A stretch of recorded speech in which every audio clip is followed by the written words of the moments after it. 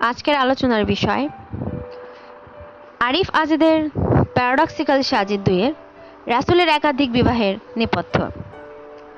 আমি আর সাজিদ বিশাল এক দালানের সামনে এসে দাঁড়ালাম।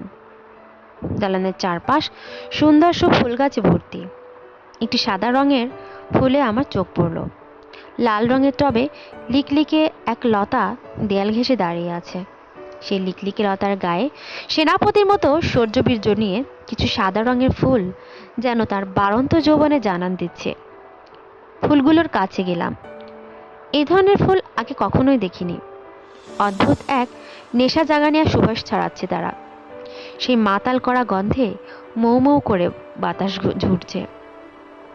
যেই আমি ফুলগুলো ছুতে যাব, অমনি বিশাল আকার গোফলা এক লোক থেকে যেন দৌড়ে এসে আমার সামনে হাজির। এই লোকগুলো যে শুধু গোফি বিশাল তা নয়, শরীরের তুলনায় তার মোটা মাথাটারও বিশাল সাইজের। আস্ত একটা ফুটবলের সমান মাথা নিয়ে হাঁপাতে হাঁপাতে লোকটি আমায় বলল, ফুল গাছে হাত দেওয়া নিষেধ, জানেন না? তার প্রশ্ন শুনে আমি ভ্যাবাচেকা খেলাম। আশপাশে ভালোভাবে তাকালাম। কোথাও কোনো সাইনবোর্ডে লেখা নেই যে ফুল ছেঁড়া ফুল গাছে হাত দেওয়া নিষেধ। তড়িৎ গতিতে চারিদিকে এক নজর তাকিয়ে কোনো নিষেধাজ্ঞামূলক বাণীর সন্ধান না পেয়ে তার দিকে ফিরলাম। দেখলাম লোকটি তখনও আমার দিকে মারমুখে চেহারা নিয়ে তাকিয়ে আছে। তার চোখ দুটো স্বাভাবিকের তুলনায় বিশাল দেখাচ্ছে। মানুষ রেগে থাকলে যা হয় আর কি। কিন্তু এই লোক আমার উপর এত চটে বসেছে, যথেষ্ট কারণ আমি খুঁজে পাচ্ছি না তার। বললাম, ফুল গাছে হাত দিলে কি সমস্যা? আমার কথা শুনে তার চোখ দুটো যেন আরো বিশাল হয়ে উঠল। নাকটাও ফুলে উঠেছে ক্রমশ। বুঝতে পারছি লোকটি এখনো রাগের সর্বশেষ ধাপে পৌঁছায়নি। ওই ধাপে গেলে তার চেহারা যে কি যে অবস্থা হবে কে জানে। খুব ইচ্ছে করছিল তার রাগের সর্বশেষ পারদ দেখে যাওয়ার। কোনো এক গল্পে পড়েছিলাম, একবার এক ব্যাঙ নিজেকে ফুলাতে ফুলাতে একসময় পটাশ করে ফেটে গিয়েছিল। এই লোকের ক্ষেত্রে সেরকম ঘটনা ঘটার সম্ভাবনা যদিও ক্ষীণ, তবুও তাকে রাখতে দেখে আমি কেমন যেন অদ্ভুত মজা পাচ্ছি। আমার নজর তখন সাদা রঙের ফুলগুলোর চেয়ে লোকটির উপরেই বেশি। পাশ ফিরে সাজিদকে ডাকতে যাব, ওমা, অমনি দেখি সাজিদ ভ্যানিশ। কোথায় গেল সে? পরে সাজিদকে আবিষ্কার করলাম অন্য জায়গায়। এই দালানের উত্তর পূর্ব দিকে একটি কৃত্রিম ঝর্ণা আছে। বাঁধের মতো করে একটি ছোট্ট পুকুর সদৃশ কুয়া। সেখানে বৈদ্যুতিক সংযোগের মাধ্যমে পানিকে সঞ্চারণ করে উপর থেকে নিচের দিকে ফেলা হচ্ছে। এই ঝর্ণার কাছে সে চুপচাপ দাঁড়িয়ে আছে। আমি অনেকটা লম্বা লম্বা পা ফেলে তার কাছে ছুটে এলাম। আমাকে এভাবে স্থান ত্যাগ করতে দেখে লম্বা গোফওয়ালা একটি নিশ্চয়ই খুব খুশি হয়েছে। সে নিশ্চয়ই ভাবছে আমি তার ভয়ে পালিয়ে এসেছি।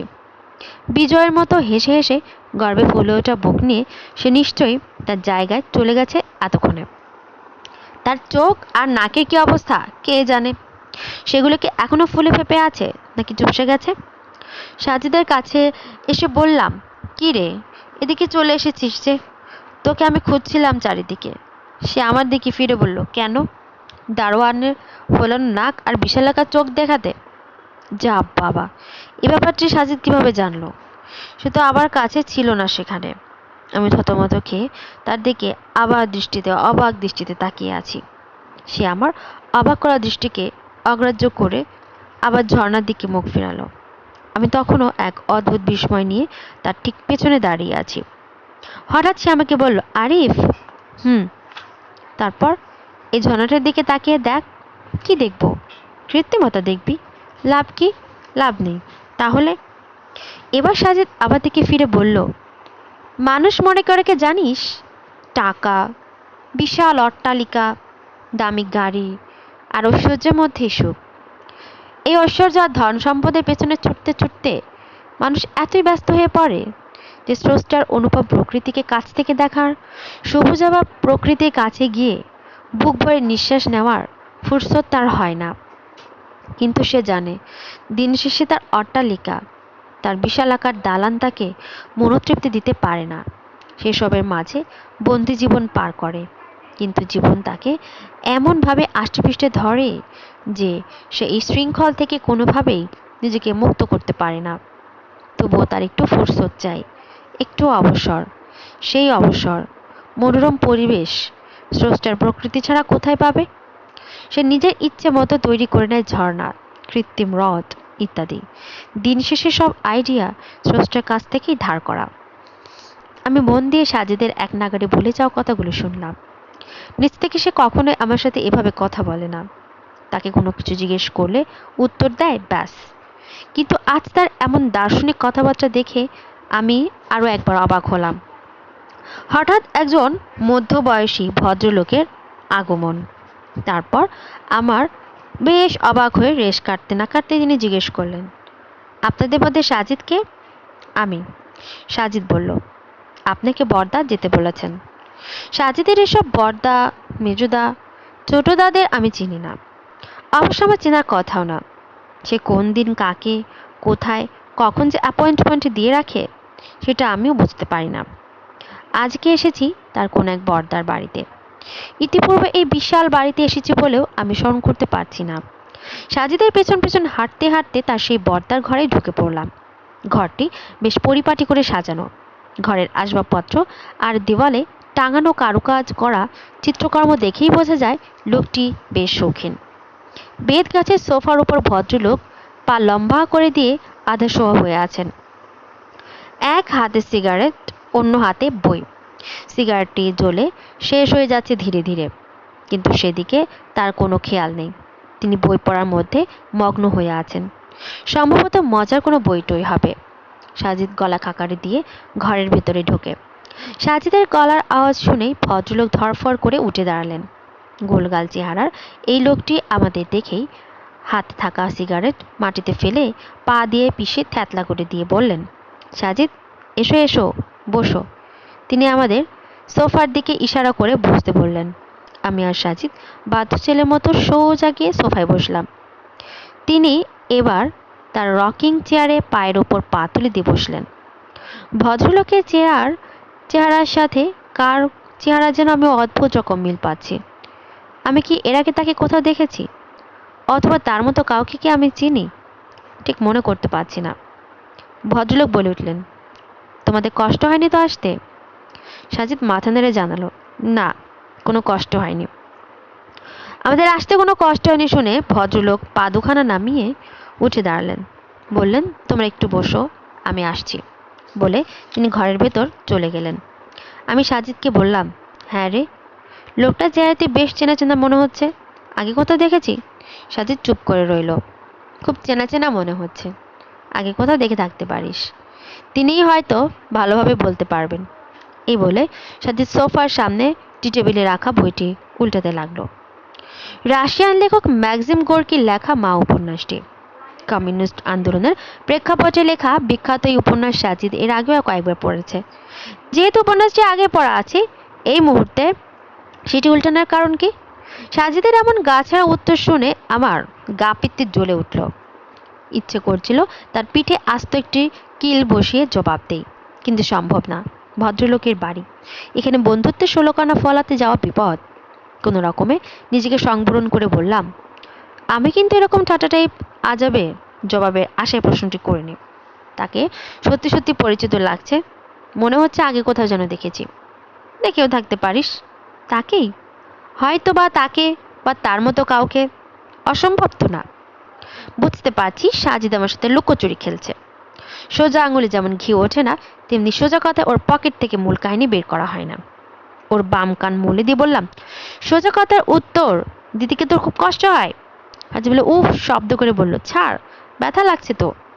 বল তাহলে এ লোকে কোথায় দেখেছি? সাজিদ বুঝতে পারলো আমি নাচর বান্দা। বলল, পৃথিবীতে কাছাকাছি চেহারার মানুষ তো থাকতেই পারে, তাই না? যেমন ধর সুনীল গঙ্গোপাধ্যায়। অনেকে বলে তার চেহারার সাথে রাজা রামমোহন রায়ের প্রথম যৌবনের চেহারার মিল আছে। এখন কেউ যদি রামমোহনের যৌবনকালের একটি ছবি এবং সুনীল দার যৌবনকালের ছবি পাশাপাশি দাঁড় করিয়ে বলে এরা দুজন একই ব্যক্তি, সেটি কি ঠিক? আবার ধর হিটলারের কথা। কথিতে আছে হিটলার একটি কারাগারের আগুন লাগিয়ে 2,000 লোকটিকে কয়েদিকে হত্যা করেছিল। সেই কয়েদিদের মধ্যে জুলিয়ান নামক একজন কবিও ছিলেন। এর ঠিক 2 বছর পরে কবি জুলিয়ানকে আবার পশ্চিম জার্মানির রাস্তায় উলঙ্গ অবস্থায় ঘুরতে দেখা যায়। সবাই তো খুবই অবাক। অলৌকিক কাহিনী না তো? কবি জুলিয়ান এভাবে উলঙ্গ অবস্থায় ঘুরে বেড়াবে কেন?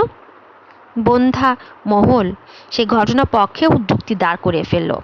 তারা জানালো কোনো এক অলৌকিক শক্তি বলে জুলিয়ান সেদিন প্রাণে বেঁচে যান, কিন্তু এমন আকস্মিক ঘটনার প্রভাব তিনি সইতে পারেননি। কথায় আছে অধিক শোকে পাথর। বেচারা জুলিয়ান হয়তো অধিক শোকে পাথর হবার বদলে পাগল হয়ে যান। এরপর একদিন জানা গেল এই পাগলটি আসলে জুলিয়ান ছিল না, হুবহু কবি জুলিয়ানের মতো দেখতে ছিল বটে। দেখ, মানুষ কত ভাবেই না বিভ্রান্ত হতে পারে, তাই না? সাজিদ কথা শুনে আমার মাথায় যেন রক্ত চড়ে বসলো। তার কাছে আমি শুনতে চাইলাম চর্যাপদের শ্লোক। সে আমাকে পুরো মহাভারত শুনিয়ে বসে আছে। আমি চোখ রাঙিয়ে বললাম, এই, তোর দার্শনিক কথাবার্তা অন্যদের জন্য তুলে রাখ। তোর কাছে এত প্যাচাল শুনতে চাইনি। রাজা রামমোহন রায় আর সুনীলের মধ্যকার সাদৃশ্য কী রকম, কিংবা কবি জুলিয়ান নামক প্রাগৈতিহাসিক বর্ণনা তোর কাছে কি চেয়েছি? যা জানতে চেয়েছি তার উত্তর দে। সাজিদ ধপ করে থেমে গেল। কথা বলতে শুরু করার পর তাকে যদি কেউ থামিয়ে দেয়, তখন সে তার চেহারা ঠিক বাংলা 5-এর মতো বানিয়ে ফেলে। ঝুম বৃষ্টির পর প্রকৃতিতে যেমন একটি থমথমে অবস্থা বিরাজ করে, সাজিদের চেহারার ভাবটাও এক মুহূর্তে সেরকম। আমাদের মাঝে রীতিমতো একটা ঝগড়া শুরু হয়ে গেল, নীরব ঝগড়া। অবশেষে সে শান্ত গলায় বলল, লাস্ট ইয়ারে আমরা বার্সেলোনার যে চিড়িয়াখানায় গিয়েছিলাম মনে আছে? হ্যাঁ, সেখানে এক লোক আমাদের বিরল প্রজাতির একটি সাদা রঙের গেরিলা দেখেছিল না? হুম, ওই লোকটার নাম মনে আছে? ওই লোকটার নাম মনে করার চেষ্টা করলাম। কি যেন নাম ছিল? ধুর ছাই, মনে আসছে না। বললাম ভুলে গেছি। তার নাম ছিল ড্যানিয়েল। ও হ্যাঁ, ড্যানিয়েল, মনে পড়েছে। তো তো আবার কি? আমি তো তার কাছে ড্যানিয়েল সংক্রান্ত লঙ্কা কাহিনী শুনতে চাইনি। তোর সামনে উপবিষ্ট থাকা তোর বর্দার ব্যাপারে জানতে চেয়েছি। সাজিদ বলল, ও, ভুলে গিয়েছিলাম। এই সেই ড্যানিয়েল যার সাথে আমাদের বার্সেলোনার চিড়িয়াখানায় দেখা হয়েছিল। আমাদের ইনি তো পুরো চিড়িয়াখানা ঘুরিয়ে দেখেছিলেন। আমি যেন তাজ্জব বনে গেলাম। সাদা চামড়ার এই স্প্যানিশ লোকটিকে জলবৎ তরলঙ্গরে বাংলা বলে যাচ্ছে। আমি সাজিদের দিকে ফিরে বললাম, দেখ সাজিদ, আজকাল তুই খুব বেশি মজা করছিস। এরকম একজন নিখাত বাঙালিকে তুই স্প্যানিশ ড্যানিয়েল বানিয়ে দিলি। তুই কি মনে করেছিস তোর সব ব্যাখ্যা বিশ্লেষণ কথাবার্তা আমি বিনা বাক্যে বিশ্বাস করে নেব? নেভার। হঠাৎ তাদের পেছন থেকে কথা বলে উঠলেন সাজিদের শিব পর্দা। তিনি বললেন, excuse me Arif, maybe I am interfering in your personal discussion, but it seems like you are misunderstanding the very polite boy Sajid. He is not lying at all. I am that guy with whom you guys met at the Zoo of Barcelona. আমার নাম Daniel. আমার জন্ম বাংলাদেশেই। খুলনাতে আমি বেড়ে উঠেছি। 8 বছর বয়সে আমরা সপরিবারে স্পেন চলে যাই। দীনেশ আচার্য থেকে আমি হয়ে উঠেছি ড্যানিয়েল। আমি কয়েক মুহূর্তের জন্য স্তম্ভিত হয়ে গেলাম। এই লোক কি করে সেই লোক হতে পারে? স্পেনে যখন ছিলাম এই লোক একটিবারের জন্য আমাদের সাথে কেন বাংলায় বলেনি? আর সাজিদের সাথে এই লোকের বিশেষ সম্পর্কটাই বা কি? সবকিছু কেমন যেন তালগোল পাকিয়ে গেল। ড্যানিয়েল ওরফে দীনেশ আচার্য নামের লোকটি ট্রেতে করে কফি নিয়ে এসেছেন। চকলেট রঙের কফি কাপগুলো আমাদের সামনে রেখে তিনি আবার নিজেদের জায়গায় গিয়ে বসলেন। পায়ের ওপর পা তুলে কফির কাপে চুমুক দিয়ে সাজিদের কাছে জানতে চাইলেন, তোমার মফিজুর রহমান স্যার কেমন আছে বলুন তো? আরে বাহ, সাজিদ এই লোকটার কাছে মফিজ স্যারের গল্প করে রেখেছে। অথচ আমি দাবি করি সাজিদের প্রতিটি শ্বাস প্রশ্বাসের খবর আমার নখদর্পণে। নিজের ওপর নিজে খানিকটা রাগ হলো। সাজিদ উত্তর দিল, জি স্যার ভালো আছেন। আচ্ছা, ভদ্রলোক তোমাকে আইনস্টাইন বলে ডাকেন কেন? আই মিন ফিজিক্স তো তোমার বিষয় নয়, তোমার বিষয় হচ্ছে বায়োলজি। তিনি যদি তোমাকে কোনো উপনামে ডাকবেনি, তাহলে বায়োলজিতে বিরাট অবদান রেখেছে এমন কোনো বিখ্যাত বিজ্ঞানীর নাম অনুসারে ডাকলেই পারেন। আইনস্টাইন তো বায়োলজির কেউ ছিলেন না। সাজিদ বলল, ঠাট্টা করে ডাকেন। ও আইসি। ভদ্রলোক বললেন, আচ্ছা, ঠাট্টা করে আইনস্টাইনই বা ডাকতে হবে কেন? সাজিদ একটু নড়ে চড়ে বসে হাত থেকে কফির কাপটি রেখে বলল, আসলে আইনস্টাইন এমন একটি ফিগার যাকে বিজ্ঞান বা বিজ্ঞানের বাইরে যে কেউ চেনে। বিজ্ঞানের জগতে আইনস্টাইন যতটা পপুলার ততটা আর কেউ হতে পারেনি। আজকের আলোচনার বিষয় হুমায়ুন আজাদের বাংলা শব্দ। বাংলাদেশের বিশিষ্ট গদ্যশিল্পী, ভাষাবিজ্ঞানী, ঔপন্যাসিক ও কবি হুমায়ুন আজাদ 1944 সালের 28শে এপ্রিল মুন্সিগঞ্জ জেলার বিক্রমপুরের অন্তর্গত রানীখাল গ্রামে জন্মগ্রহণ করেন। অত্যন্ত মেধাবী হুমায়ুন আজাদ দীর্ঘদিন ঢাকা বিশ্ববিদ্যালয়ে বাংলা বিভাগে অধ্যাপনা করেছেন। তার উল্লেখযোগ্য গ্রন্থ হল কাব্য অলৌকিক স্টিমার, জল চিতাবাঘ, সবকিছু নষ্টদের অধিকারে যাবে, কাফনে মোড়া অশ্রুবিন্দু, উপন্যাস 56,000 বর্গমাইল, সবকিছু ভেঙে পড়ে, গল্প জাদুকরের মৃত্যু, প্রবন্ধ নিবিড় নীলিমা, বাংলা ভাষার শত্রুমিত্র, বাক্যতত্ত্ব, লাল নীল দীপাবলি, কত নদী সরোবর ইত্যাদি। তিনি বাংলা একাডেমি পুরস্কার সহ অন্যান্য অনেক পুরস্কার লাভ করেছেন। হুমায়ুন আজাদ 2004 সালের 12 আগস্ট মৃত্যুবরণ করেন। বাংলা ভাষার এরকম শব্দকে বলা হয় তদ্ভব শব্দ, আরেক রকম শব্দকে বলা হয় তৎসম শব্দ এবং আরেক রকম শব্দকে বলা হয় অর্ধ তৎসম শব্দ। এই 3 রকম শব্দ মিলে গড়ে উঠেছে বাংলা ভাষার শরীর। তৎসম, তদ্ভব, পারিভাষিক শব্দগুলো চালু করেছিলেন প্রকৃত ভাষার ব্যাকরণ রচয়িতারা। তারা তৎ অর্থাৎ তা বলতে বোঝাতেন সংস্কৃত। এখানে বলি প্রাচীন ভারতীয় আর্য ভাষাকে, আর ভব শব্দের অর্থ জাত, উন্নত। তাই তদ্ভব শব্দের অর্থ হলো সংস্কৃত থেকে জন্ম নেয়া, আর তৎসম শব্দের অর্থ হচ্ছে সংস্কৃতের সমান অর্থাৎ সংস্কৃত। বাংলা ভাষার শব্দের শতকরা 52টি শব্দ তদ্ভব ও অর্ধ তৎসম, শতকরা 44টি তৎসম। তাই বাংলা ভাষার শতকরা 96টি মৌলিক বা বাংলা শব্দ। প্রাচীন ভারতীয় আর্য ভাষার বিপুল পরিমাণ শব্দ বেশ নিয়মকানুন মেনে রূপ বদলায় মধ্য ভারতীয় আর্য ভাষার অর্থাৎ প্রকৃতপক্ষে পরিণত হয় প্রকৃত শব্দে। শব্দগুলো গা ভাসিয়ে দিয়েছিল পরিবর্তনের স্রোতে। প্রাকৃতে আসার পর আবার বেশ নিয়মকানুন মেনে তারা বদলে যায়, পরিণত হয় বাংলা শব্দে। এতগুলোই তদ্ভব শব্দ। এই পরিবর্তনের স্রোতে ভাষা শব্দে উজ্জ্বল বাংলা ভাষা। তবে তদ্ভব শব্দগুলো সংস্কৃত বা প্রাচীন ভারতীয় আর্য ভাষা থেকেই শুধু আসেনি, এসেছে আরও কিছু ভাষা থেকে। তবে প্রাচীন ভারতীয় ভাষাগুলো থেকে এসেছে কিছু সংখ্যক শব্দ। চাঁদ, মাছ, এও, দুধ, বাসি, এগুলো প্রাচীন ভারতীয় আর্য ভাষা থেকে নিয়ম মেনে প্রকৃতের ভেতর দিয়ে এসেছে বাংলায়। চাঁদ ছিল সংস্কৃতে চন্দ্র, প্রকৃতি ছিল চন্দ্র, বাংলায় চাঁদ। মাছ ছিল মৎস্য সংস্কৃতে, প্রকৃতি হয় মৎস্য, বাংলায় মাছ। ত্রয় ছিল সংস্কৃত বিধবা, প্রকৃতি হয় অবিধবা, বাংলায় ত্রয়। দুধ ছিল সংস্কৃত দুগ্ধ, প্রকৃত হয় দুগ্ধ, বাংলা হয় দুধ।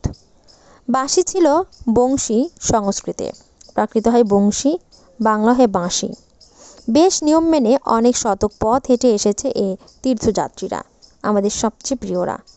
আরও আছে কিছু তীর্থযাত্রী যারা পথ হেঁটেছে আরও বেশি, তারা অন্য ভাষার, তারা প্রথম ঢুকেছে সংস্কৃতে, তারপর প্রাকৃতে, এরপর এসেছে বাংলায়। এরাও তদ্ভব শব্দ মিশে আছে বাংলা ভাষায়। খাল আর ঘোড়া খুব নিকট শব্দ আমাদের। খাল শব্দটি তামিল ভাষার কাল থেকে এসেছে। কাল সংস্কৃত হয় খল্প, প্রকৃত হয় খল্ল, বাংলায় খাল।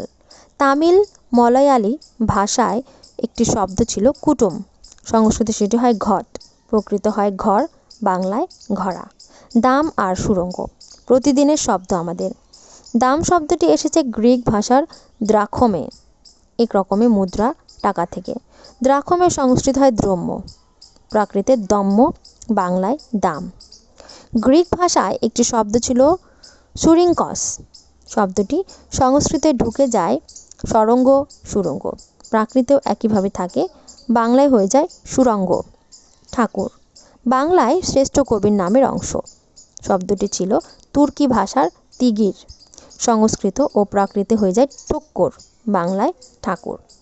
প্রাচীন ভারতীয় আর্য ও সংস্কৃত ভাষায় বেশ কিছু শব্দ বেশ অটল অবিচল, তারা বদলাতে চায় না। শতকের পর শতক তারা অক্ষয় হয়ে থাকে। এমন বহু শব্দ, অক্ষর, অবিনশ্বর শব্দ এসেছে বাংলায়, এগুলোকে বলা হয় তৎসম শব্দ। বাংলা ভাষায় এমন অবন শব্দ আছে, তবে এই শব্দগুলো যে একেবারে বদলায়নি তাও নয়, এদের অনেকে পরিবর্তিত হয়েছিল, কিন্তু আমরা যে পরিবর্তন রূপগুলোকে বাদ দিয়ে আবার খুঁজে এনেছি খাঁটি সংস্কৃত রূপে। জল, বায়ু, আকাশ, মানুষ, গৃহ, কৃষ্ণ, অন্ন, দর্শন, দৃষ্টি, বংশী, চন্দ্র এমন শব্দ। এদের মধ্যে বংশী ও চন্দ্রের তদ্ভব রূপও আছে বাংলায়। বাঁশি আর চাঁদ। পুরনো বাংলায় সহহর ছিল, রত্রণী ছিল, এখন নেই। এখন আছে সংস্কৃত শব্দ শশধর আর রজনী। বাংলা ভাষার জন্মের কালেই প্রবলভাবে বাংলায় ঢুকতে থাকে তৎসম শব্দ। দিন দিন তা আরও প্রবল হয়ে ওঠে। 19 শতকে তৎসম শব্দ বাংলা ভাষাকে পরিণত করে তোলে রাজ্যে। কিছু শব্দ বেশ রুগ্ন এসেছে বাংলায়। প্রাচীন ভারতীয় আর্য বা সংস্কৃতে কিছু শব্দ কিছুটা রূপ বদলে ঢুকেছিল প্রকৃতে, তারপর তাদের বদলে ঘটেনি, প্রকৃত রূপ নিয়েই অবিকশিতভাবে সেগুলো এসেছে বাংলায়। এগুলোকে বলা হয় অর্ধ তৎসম।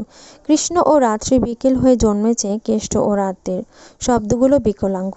মার্জিত পরিবেশে সাধারণত অর্ধ তৎসম শব্দ ব্যবহার করা হয় না। আরও কিছু শব্দ আছে যেগুলোর মূল নির্ণয় করতে পারেনি ভাষাতাত্ত্বিকরা, তবে মনে করা হয় যে বাংলা ভাষার উদ্ভব আগে যেসব ভাষা ছিল আমাদের দেশে সেসব ভাষা থেকে এসেছে এই শব্দগুলো। এমন শব্দকে বলা হয় দেশি শব্দ। এগুলোকে কেউ কেউ বিদেশি বা বিভিন্ন ভাষার শব্দের মতোই বিচার করেন, কিন্তু এগুলোকে গ্রহণ করা উচিত বাংলা ভাষার নিজস্ব শব্দ হিসেবেই। ডাব, ডিঙি, ঢোল, ডাঙা, ঝোল, ঝিঙা, ঢেউ এমন শব্দ। এগুলোকে কি বিদেশি শব্দ বলি? শব্দ তদ্ভব শব্দ, তা থেকে উৎপন্ন হয় প্রাকৃত শব্দ বাংলা। এই শব্দগুলো প্রাচীন ভারতীয় আর্যরা থেকে বিভিন্ন স্তরের মাধ্যমে ক্রম পরিবর্তন হয়ে রূপান্তর লাভ করেছে। তৎসম শব্দ তৎসদৃশ তদ্রূপ সংস্কৃত শব্দের অনুরূপ বাংলা শব্দ। অর্ধ তৎসম অর্ধেক তার সমান, তৎসম শব্দের আংশিক পরিবর্তিত রূপ। প্রাকৃত প্রকৃতি যা স্বাভাবিক প্রাচীন ভারতীয় আর্য ভাষার রূপান্তর বিশেষ। এর তীর্থযাত্রীরা এখানে বাংলা ভাষায় আগত শব্দ ভাণ্ডারকেও বোঝানো হয়েছে। আমাদের সবচেয়ে প্রিয়রা। বাংলা ভাষায় আগত শব্দসমূহ আমাদের বাংলা ভাষাকে সমৃদ্ধ করেছে। এ কারণে আপাত শব্দসমূহকে লেখক সবচেয়ে প্রিয় বলে বিশেষায়িত করেছে। অবিকশিতভাবে নয় এমন বিকলাঙ্গ ত্রুটিযুক্ত অঙ্গ। হুমায়ুন আজাদের কত নদীর সরোবর বা বাংলা ভাষার জীবনী নামক গ্রন্থ থেকে বাংলা শব্দ প্রবন্ধটি সংকলিত হয়েছে। বাংলা ভাষার শব্দ সম্পর্কে যে প্রচলিত 5টি ভাগে ভাগ করা হয়েছে তার তৎসম, অর্ধ তৎসম, শব্দ, তদ্ভব এবং দেশি শব্দ নিয়ে এই প্রবন্ধটি আলোচিত করা হয়েছে। কিভাবে অন্য ভাষা থেকে শব্দসমূহ বাংলা ভাষায় এসে বাংলা ভাষার শব্দগুলোকে সমৃদ্ধ করেছে তা অত্যন্ত সাবলীল ভাষায় লেখক এখানে তুলে ধরেছেন। সেলিনা হোসেন। সেলিনা হোসেন 14 জুন 1947 সালে রাজশাহীতে জন্মগ্রহণ করেন। তার পিতা একে মোশাররফ হোসেন, মাতা মরিয়মুন্নেছা বকুল। 1962 সালে তিনি রাজশাহীর পিএন গার্লস হাই স্কুল থেকে মাধ্যমিক এবং 1964 সালে রাজশাহী মহিলা কলেজ থেকে উচ্চ মাধ্যমিক পাশ করেন। রাজশাহী বিশ্ববিদ্যালয় থেকে তিনি বাংলা ভাষা ও সাহিত্য বিষয়ে স্নাতক সম্মান ও স্নাতকোত্তর লাভ করেন। কর্মজীবনে তিনি বাংলা একাডেমির পরিচালকের পদ থেকে অবসর গ্রহণ করেন। সেলিনা হোসেনের খ্যাতিমান কথা সাহিত্যিক। অসাম্প্রদায়িক জীবন কথা, মুক্তিযোদ্ধার চেতনা, নারী মুক্তির কথা কথা সাহিত্যের মূল গান অখ্যান। তার রচিত উপন্যাসের মধ্যে রয়েছে হাঙর নদী গ্রেনেড, মগ্ন চৈতন্য শীষ, যাপিত জীবন, চাঁদ বনে, পোকামাকড়ের ঘর বসতি, গায়ত্রী সন্ধ্যা, দীপান্বিতা ইত্যাদি। গল্পগ্রন্থ উৎস থেকে নিরন্তর, খোল কাতর, মুক্তিযুদ্ধের গল্প ইত্যাদি। শিশু কিশোর উপযোগের রচনা সাগর, বাংলা একাডেমি গল্পে বর্ণমালা, বর্ণমালার গল্প, জ্যোৎস্নার রঙে আঁকা ছবি, চাঁদের বুড়ির পান্তা ইলিশ ইত্যাদি। সাহিত্যক্ষেত্রে অসাধারণ অবদানের জন্য তিনি বাংলা একাডেমি পুরস্কার, আলাওল সাহিত্য পুরস্কার এবং ফিলিপস সাহিত্য পুরস্কার সহ অনেক পুরস্কার ও সম্মাননায় ভূষিত হয়েছেন।